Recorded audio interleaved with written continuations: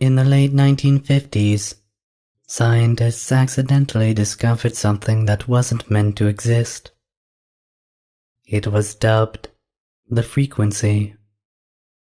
The frequency works on a basis that prolonged exposure increases the signs of the symptoms of paranoid anxiety.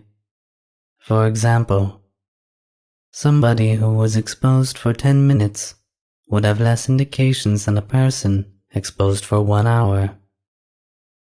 This frequency was kept a secret.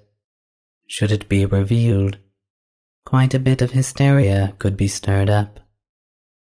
Naturally, the scientists responsible for the frequency felt it necessary to test its effects on humans. The first test, which lasted about 20 minutes, showed no immediate effects, with the exception of some acute anxiety. Test 2 lasted 2 hours long. After going past the 20-minute mark, the subject seemed anxious, as observed in the previous test. For this test, the scientists took extra measures and strapped the subject to a chair. The test continued. After 45 minutes passed, the subject seemed agitated.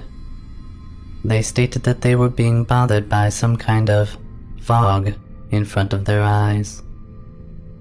They acknowledged the individual's decomposure, while at the same time took notes on the effects of the frequencies inducing symptoms.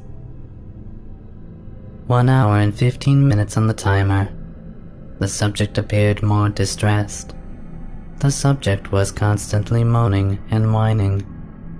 While showing signs of delusion, the subject constantly darted his head around the soundproof room at random intervals. About 20 minutes later, the subject began to weep. When questioned by one of the scientists, he complained that these shadowy figures were standing in the fog. It should also be mentioned that the subject stopped moving around to stare at the wall the chair was facing. 15 minutes left on the timer. The subject suddenly broke into full panic mode. They started rocking and making frantic facial gestures towards the scientists, begging them to end their suffering. They were constantly blathering that the shadows were walking out from the fog, and that they were going to take them. 30 seconds left to tick away. The subject's spastic movements freed them from their prison. They sprinted out of the test room.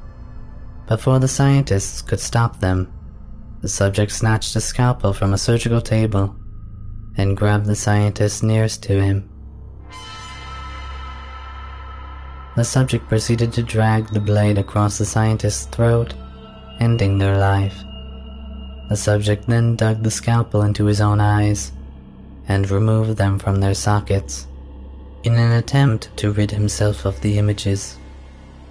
Naturally, the tests were scrapped and the research was buried deep in the archives.